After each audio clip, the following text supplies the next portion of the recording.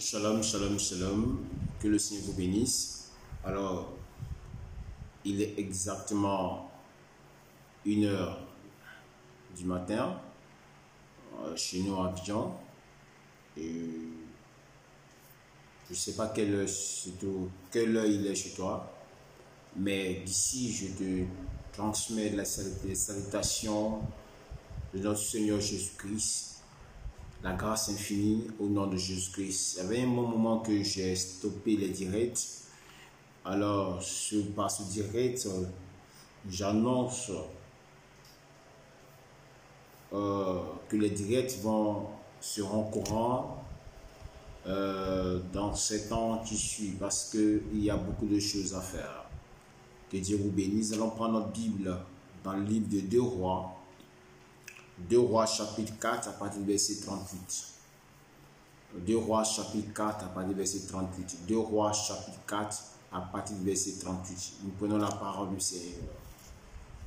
2 Rois chapitre 4 verset 38. Élisée revint de Gilgal. Il y avait une famine dans le pays, comme les fils des prophètes étaient assis devant lui. Il dit à son serviteur, mets le grand pot et fais cuire un potage pour les fils des prophètes. L'un d'eux sortit dans le champ pour cueillir des herbes et trouva de la vigne sauvage. Et il cueillit des coloquines sauvages, plein son vêtement. Quand il rentra, il les coupa en morceaux dans le pot où était le potage, car on ne les connaissait pas. On servit à manger à ces hommes. Mais dès qu'il eut mangé du potage, il s'écriait, la mort est dans le pot. Homme de Dieu, et il ne put manger. Élisée dit, prenez de la farine. Il en jeta dans le pot et dit, c'est à ces gens ce qu'ils mangent et qu'ils mangent. Et il n'y avait plus rien de mauvais dans le pot. Parole du Seigneur. Nous prions le Seigneur. Éternel notre Dieu, notre Père, je te rends grâce pour mon frère, je te rends grâce ma soeur. Je te rends grâce pour tous ceux qui vont me suivre à cette heure. Je te rends grâce pour les opportunités que tu nous donnes. Seigneur, ça fait un bon moment que nous avons arrêté les directs sur ton instruction. Mais aujourd'hui, par ton instruction encore, tu nous demandes de reprendre les directs. Et Seigneur, à cette heure, nous sommes là pour le lancement de direct, Seigneur, devant ta face. C'est pourquoi je prie, Papa, que tu viennes, que ta puissance arrive, que ta grâce descende, que ton onction, oh mon Dieu, vienne parmi nous dans le nom de Jésus. Je vais prier, oh Dieu, que tout ce qui n'est pas de toi se taise au nom de Jésus. Que ce qui va venir de ma bouche vienne de toi. Que ma chair se taise, que ma intelligence se taise et que toi, Esprit de Dieu, tu parles à tes enfants et que tu prophétises dans leur vie, dans leur destinée, dans le nom de Jésus que j'ai déclaré la parole de Dieu. Amen. Amen. Que Dieu vous bénisse. Ici, dans le contexte actuel de notre texte, c'est que Élisée a succédé Élie après la mort et il a reçu le double option de la grâce qui était sur Élie. Alors ici, il y avait des fils des prophètes qui sont rassemblés autour d'Élisée parce que les fils des prophètes, c'est une école de prophètes. C'est une école de prophètes qui, à l'époque, qui existait au temps d'Élie, au temps de Akab. L'école des prophètes existait il y a très longtemps. On forme les gens à devenir prophètes. Ceux qui ont le temps, on les forme. Et quand ils ont vu la grâce de Dieu qui était sur Élisée, et tous lui ont fait allégeance. Parce que Élie était le maître, l'un des grands maîtres. Et quand ils ont vu que la grâce, l'onction était sur vraiment Élisée, et tous lui ont fait allégeance. Donc on dit ici, comme les fils des prophètes étaient assis devant lui, il dit à son serviteur, mets le grand pot et fais cuire un potage pour les fils des prophètes. Alors donc les hommes de Dieu, les fils des prophètes étaient tout autour de lui, et il a vu que depuis combien d'heures ils sont là, ils ont faim. Alors Élisée donne l'ordre à son serviteur de faire cuire quelque chose pour eux.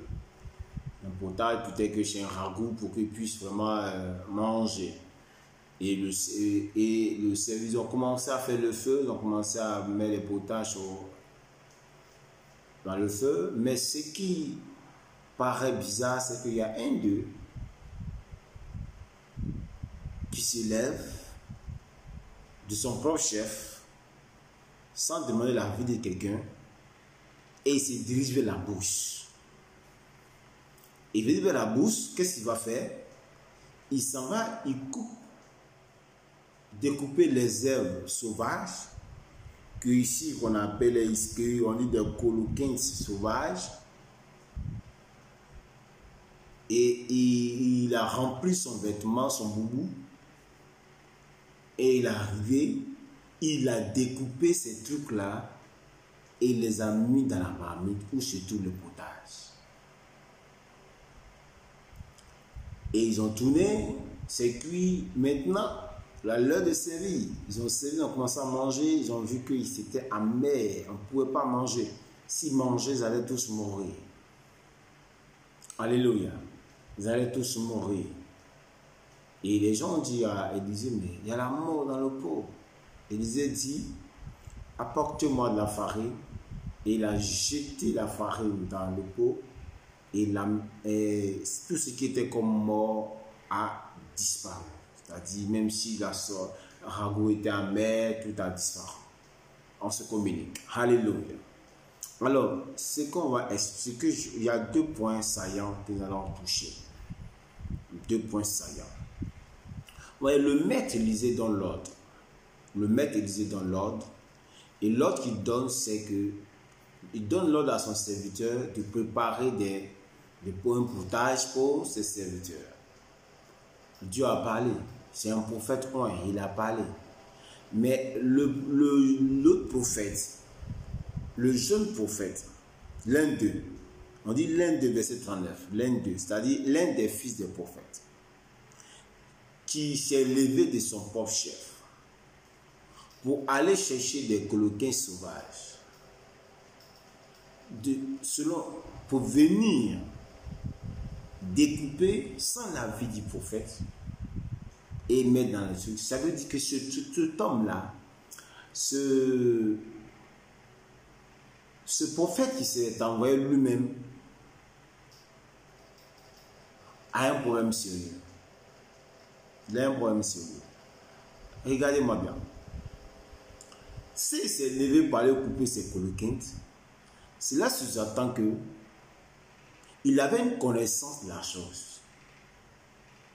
Il avait sa connaissance du puissant. Vous comprenez? Il avait sa connaissance à lui. Donc, il est venu devant Dieu avec une connaissance, avec un bagage intellectuel. Et le bagage intellectuel qu'il a, c'est qu'il sait préparer, en fait. Il sait que les potages, quand on prépare, on ajoute quelque chose pour que ça soit plus doux, plus chic. Ça, c'est un.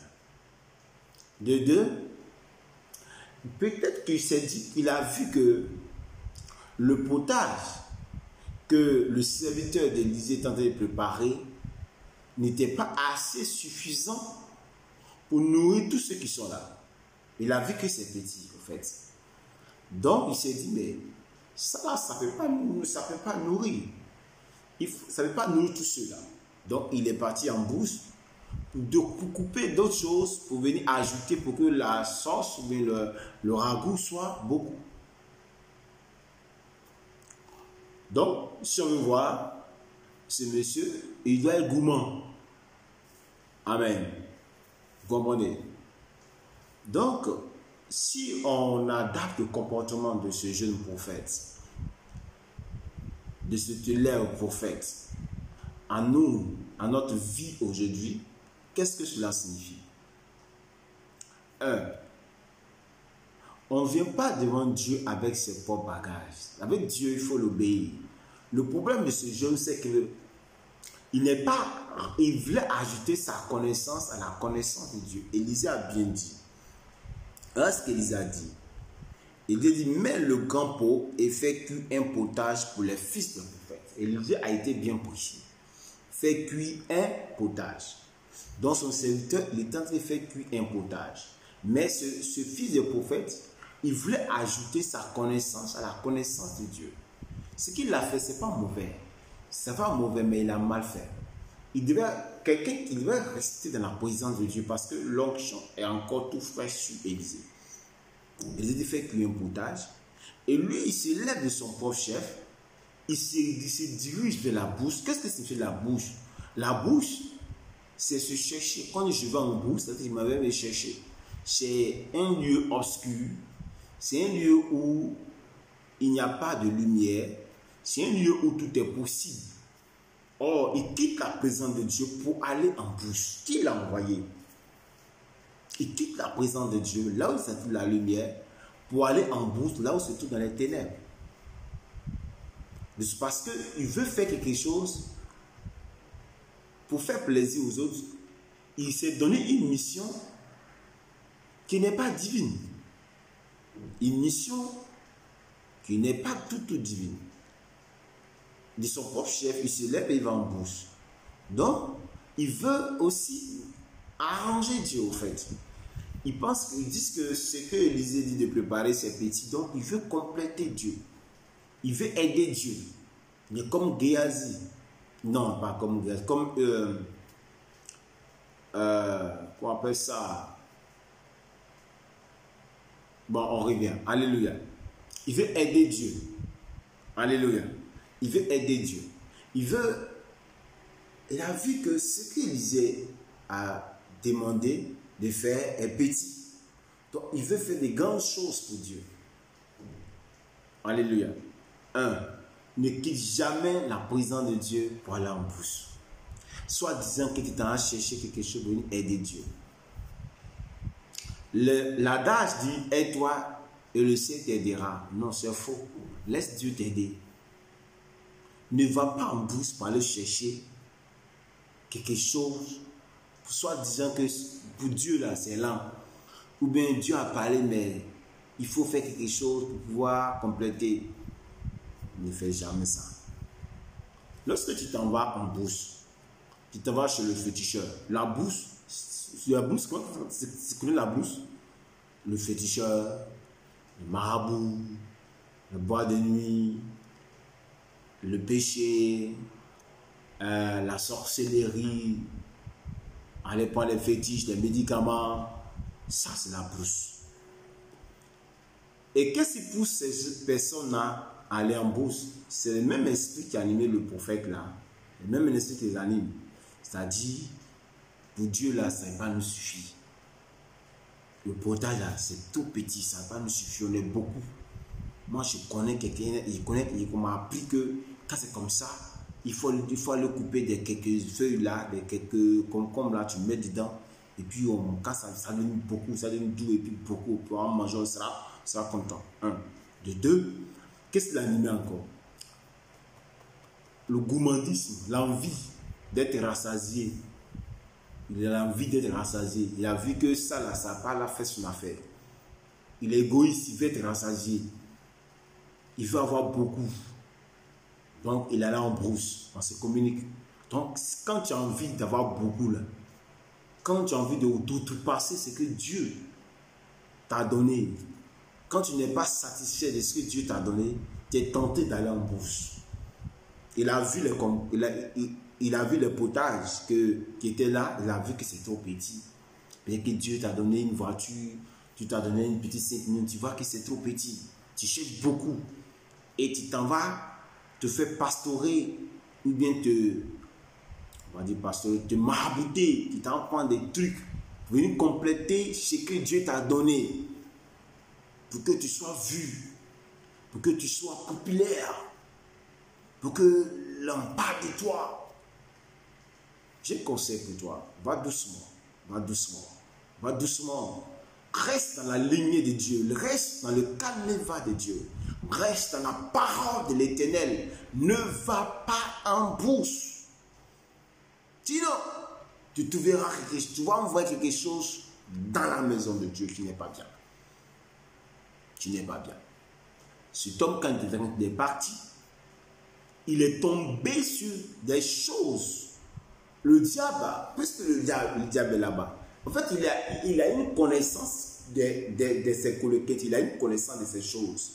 Mais puisqu'il a quitté la présence de Dieu pour aller en bourse, puisqu'il est parti sans la bénédiction de l'éternel Dieu, il arrivé en bourse, le diable lui a présenté la contrefaçon de ce que son père lui a ou sa maman lui a montré.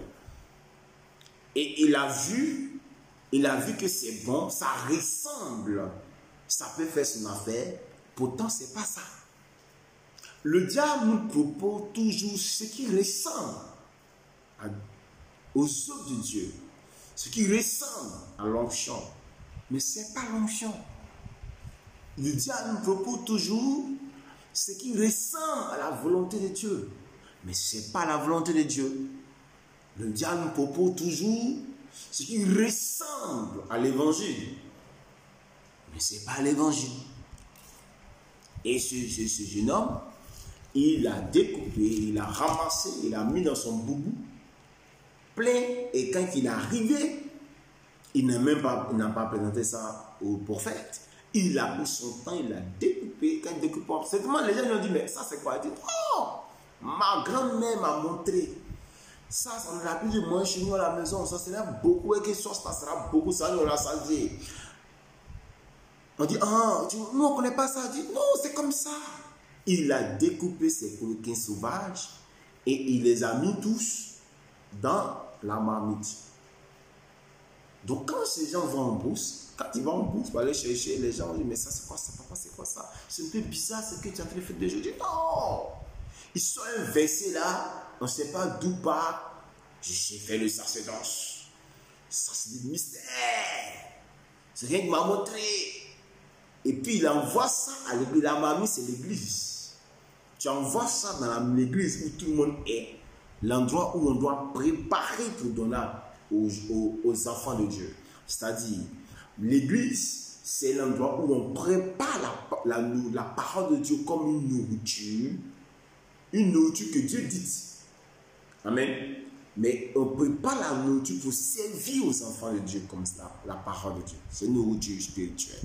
Mais lorsque tu vas et que tu prends les choses du diable, ce que Dieu t'a pas mandaté, tu prends les choses impures et que tu envoies, et tu découpes et tu mélanges la parole de Dieu. Ainsi, tu envoies la mort dans le pot. Tu tues l'âme des gens par tes doctrines, par tes déviations. Tu tues l'âme des gens. Au lieu de leur donner la vie, tu tues l'âme des gens. Parce que tu as été entraîné en bouche. Et on t'a blagué, on t'a donné des doctrines bizarres. Des enseignements bizarres. Ils t'ont fait sortir des versets bibliques dont ils ont tort le sens. Ils t'ont fait un lavage de cerveau. Ils t'ont fait croire que ce que tu fais là, c'est biblique. Et ils t'ont même menti que tes prédécesseurs ont fait ça, ça marchait pour eux. Et tu as cru en ça. Et tu as pris cette vilaine chose-là. Et tu es venu dans la maison de Dieu avec. Tu es venu à l'église avec. Et tu es en train de tuer le peuple. Tu es en train de tuer les âmes. Tu es en train d'envoyer les âmes à l'enfer. Bien-aimé, qui t'a envoyé? Qui t'a envoyé? Qui t'a dit d'aller en brousse? Pourquoi ne pas te contenter du peu que Dieu t'a donné et laisser le miracle? Ce que je veux dire à ce jeune prophète qui est parti en brousse, c'est que l'onction qui a divisé le Jourdain, l'onction qui a divisé le Jourdain, s'il te plaît, l'onction qui a saigné les eaux de Jéricho, qui a détruit la malédiction que Jésus a prononcée, l'onction qui a fait sortir des ours pour dévorer les enfants, le double onction d'Élie, l'onction, le patron de l'onction qui a détruit les prophètes de Baal. Cette onction-là est capable de multiplier la nourriture pour que ça puisse rassasier tout le monde. Cette onction était capable.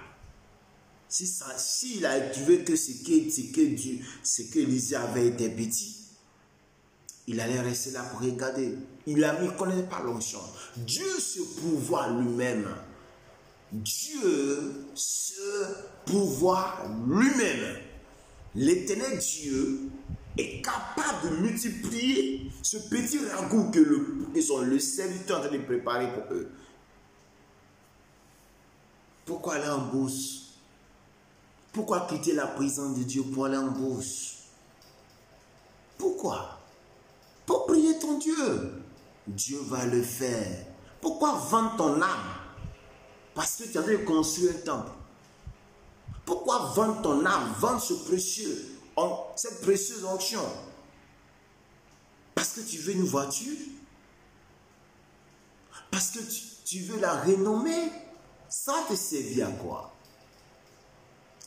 Le Dieu qui t'a appelé, le Dieu qui vit de par lui-même, le Dieu qui existe de par lui-même, le Jéhovah juré, le Jéhovah juré, lui qui a pourvu à la montagne de Moria, le Dieu d'Abraham, le Dieu de Bethel, lui qui a changé la vie d'Jacob, le Dieu d'Isaac, le Dieu qui a tiré David de la bergerie à la royauté. Il est capable de multiplier la grâce. Il est capable de te sauver. Il est capable de te guérir, ma soeur. Il est capable de te donner la victoire sur tes ennemis. Il est capable de multiplier le peu que tu as. Il est capable de t'utiliser pour des exploits. Aïe, my God. Ne va pas en bourse. Ne va pas te chercher. Parce que quoi? On t'a dit ça, ça marche. Frère, écoute la voix de l'Éternel. Ton Dieu te suffit. Ton Dieu te suffit. Reste dans la lignée de Dieu. Reste. Aie foi dans Dieu. Aie foi au Dieu qui opère dans le surnaturel. Et que l'Éternel t'accorde la grâce. Que la main puissante du Seigneur se répand sur toi. Que Dieu te délivre de ces liens. Si tu as pris la décision d'aller te chercher en bourse, je prie que cette décision soit nulle au nom de Jésus. Ne laisse pas le diable te tirer la présence de Dieu à la boue, dans la bouche. Ne laisse pas ça. Ne cède pas ces choses. Ne cède pas ces chantages. Ne cède pas. Reste dans la présence du Holy Ghost. Reste. Parce que le Seigneur va te visiter. Il y a une chose que je sais, c'est que le Dieu d'Abraham va te visiter. Ton histoire va changer. Tu ne seras plus appelé Abraham, mais Abraham. Tu ne seras plus appelé Jacob, mais Israël. Bien-aimé, reçois la faveur. Je prie pour toi que la main surnaturelle de Dieu te localise. Que le Dieu d'Élie, le Dieu d'Élysée, t'accorde le miracle. Qu'il multiplie le peu que tu as. Et que cela soit largement suffisant pour toi. Que tu mets dans l'abondance. Dans l'abondance. Si tu es malade, qu'il te guérit.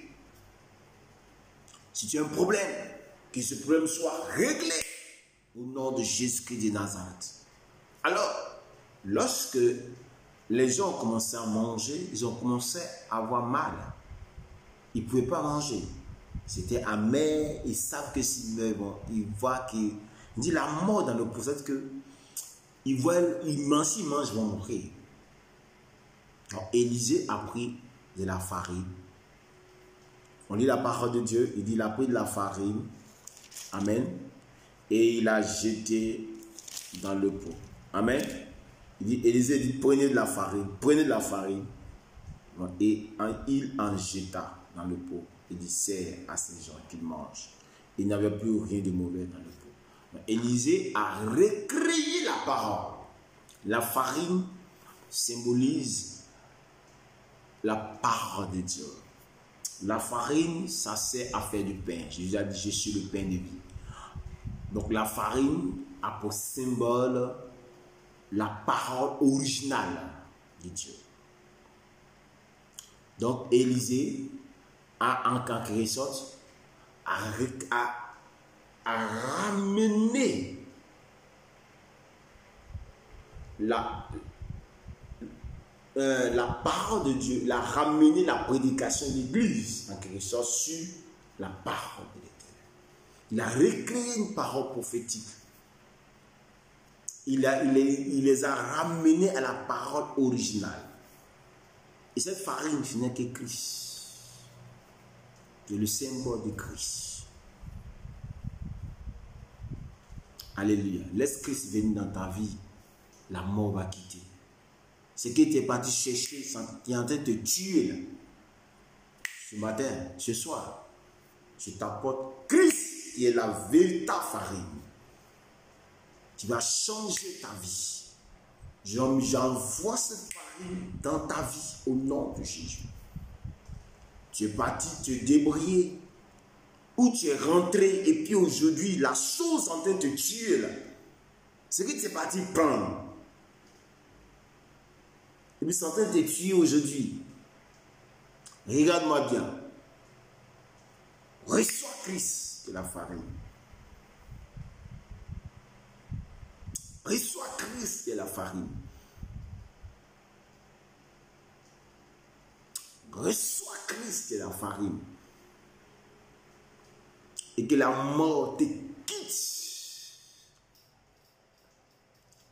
Que la mort quitte tes affaires. Que la mort quitte ton corps.